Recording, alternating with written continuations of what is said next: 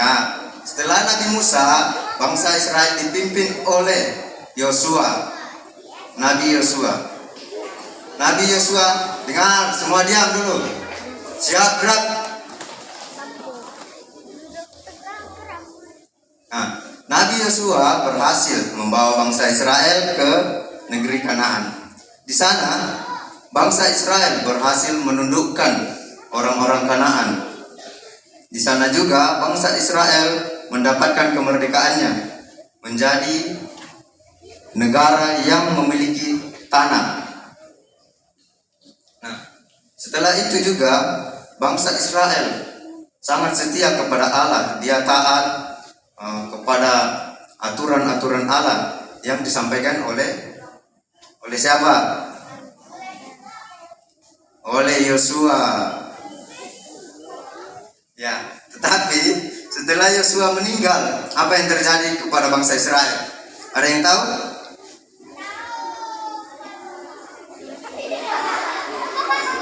Rafael semangat sekali. Nah, bangsa Israel itu jatuh dalam dosa. Apa yang dilakukan? Apa dosa bangsa Israel? Bangsa Israel itu menyembah berhala. Ia menyembah dewa-dewa. Dia berdoa kepada patung-patung. Akhirnya apa? Allah kemudian marah. Allah meninggalkan bangsa Israel. Sehingga bangsa Israel itu diserang oleh orang-orang Kanaan. Nah, orang Kanaan ini dipimpin oleh seorang raja. Namanya itu Yebin.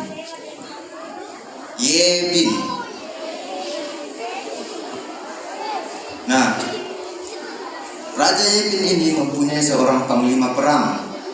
Ia sangat kuat. Ia memiliki 900 tentara berkuda. Diam dulu. Nah, dengan kekuatannya itu, pemimpin Kanaan ini namanya itu Sisera. Sisera berhasil mengalahkan tentara-tentara Israel dan menjajah Israel. Jadi setelah Israel meninggalkan Allah, Israel itu kembali sebagai budak. Ia dijajah lagi oleh orang-orang Kanaan. Nah, saat mereka dijajah, mereka hidup dalam penderitaan. Mereka masih lupa tentang Allah, walaupun ia hidup dalam penderitaan. Nah, di Israel juga itu ada seorang hakim. Jadi hakim ini adalah pemimpin orang-orang Israel setelah Yosua. Sebelumnya ada 3 hakim sebelum Deborah. Nah, Deborah ini adalah hakim yang keempat. Jadi bangsa Israel itu sudah bertobat kembali kepada Allah. Setelah pemimpinnya mati, ia kembali berbuat dosa lagi. Jadi begitu terus itu kisah dalam kitab suci. Setiap pemimpin bangsa Israel yang mati, pasti bangsa Israel akan berbuat dosa lagi. Nah, saat itu Allah kembali berfirman. Allah kembali kepada bangsa Israel melalui hakim Deborah. Hakim Deborah ini juga dikenal sebagai seorang nabi. Ia disebut Nabiyah karena seorang perempuan. Nah, ada yang tahu apa arti dari nabi? Kelas 6 itu pasti sudah tahu. Apa? Ya, yang lain?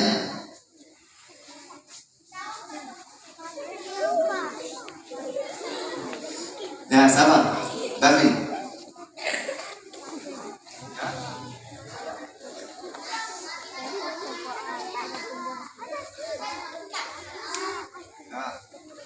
Nabi itu adalah seorang utusan Allah yang dipilih oleh Allah untuk mewartakan sabdanya, untuk mewartakan segala perintah-perintahnya. Nabi juga itu disebut sebagai penolong. Nah, Deborah ini disebut nabi karena dia yang nantinya akan menyelamatkan bangsa Israel. Jadi bangsa Israel itu diselamatkan terus oleh Allah. Diam dulu, yang lain itu garis 5. Nah, Nabi Deborah ini dipilih Allah untuk menyelamatkan bangsa Israel dari perbudakan orang-orang apa tadi? Orang-orang Kanaan. Nah, apa yang dilakukan oleh Deborah? Deborah kemudian berdoa kepada Allah. Saat Deborah berdoa kepada Allah, Allah itu berfirman. Allah berjanji lagi untuk membebaskan mereka dari perbudakan. Nah, saat itu juga Deborah pergi menghadap seorang panglima tentara dari bangsa Israel. Namanya itu Barak. Barak ini adalah panglima terkuat di Israel.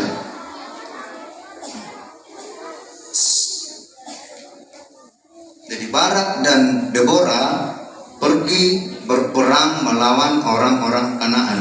Pergi berperang melawan panglima Kanaan. Siapa tadi namanya panglima Kanaan? Sisera, bukan Sarah. Nah, saat berperang, mereka ini pergi dulu ke Gunung Tabor.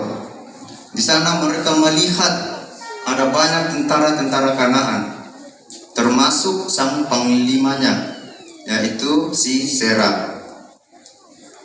Nah, saat itu juga Allah berfirman kepada Deborah bahwa Allah akan membantu mereka. Allah akan membantu mereka dalam peperangan. Dengan itu, Deborah dan Barak sangat percaya karena mereka dapat mengandalkan Allah. Mereka mendapat bantuan dari Allah. Nah, pas saat berperang, para tentara Kanaan ini dibuat kebingungan oleh Allah. Barisan mereka itu menjadi kacau. Nah, seperti kalian ini barisannya ada yang bengkok, ada yang ke kiri ke kanan. Jadi kalian ini menjadi kebingungan sendiri juga nih. Tidak tahu mau buat apa. David. Nah, kesempatan itu kemudian diambil oleh Deborah dan Barak.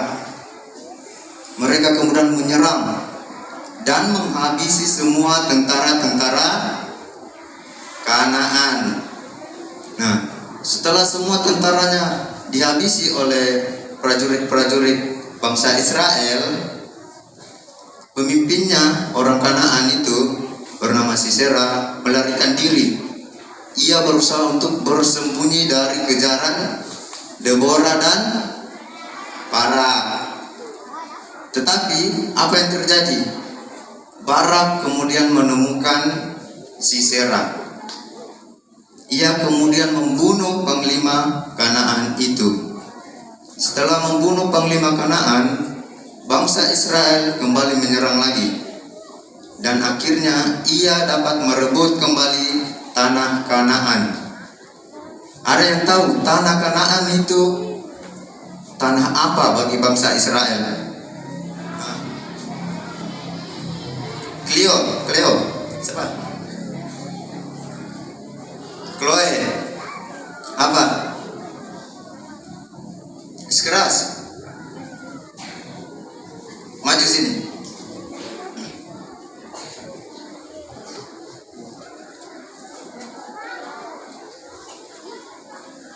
Bagi bangsa Israel apa itu tanah Kanaan?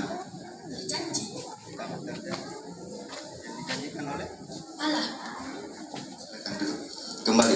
Nah, tanah Kanaan itu bagi bangsa Israel adalah tanah terjanji, tanah yang sudah lama dijanjikan oleh Allah kepada bangsa Israel.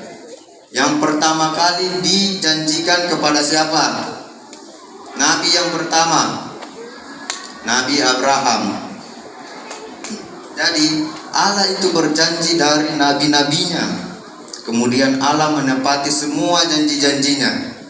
Tetapi manusia, kita ini justru sering melanggar janji-janji Allah, sering tidak melakukan segala perintahnya, tetapi justru melakukan segala yang dilarang.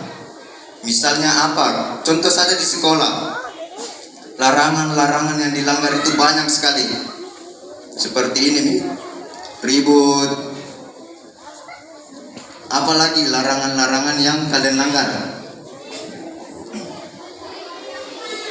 Ya, membuang sampah tidak pada tempatnya, memukul teman, membuli, mengejek, pakai nama orang tua lagi.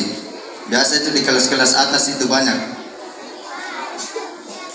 Bahkan lagu-lagu yang kita gunakan sini, kita nyanyikan bersama itu dijadikan ejekan. Itu semua adalah sikap-sikap yang menjauhkan kita dari apa? Dari siapa? Dari Tuhan.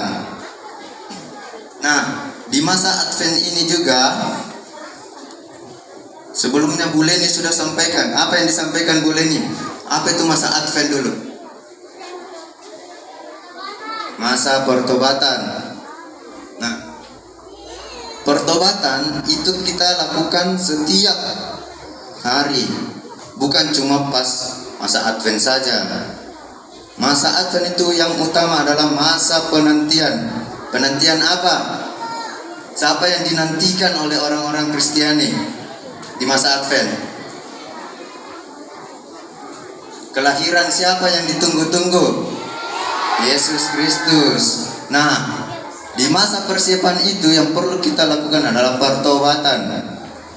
Persiapannya menyucikan diri, tidak melakukan kesalahan lagi, tidak melakukan dosa-dosa lagi. Itulah makna yang terkandung dalam masa Advent.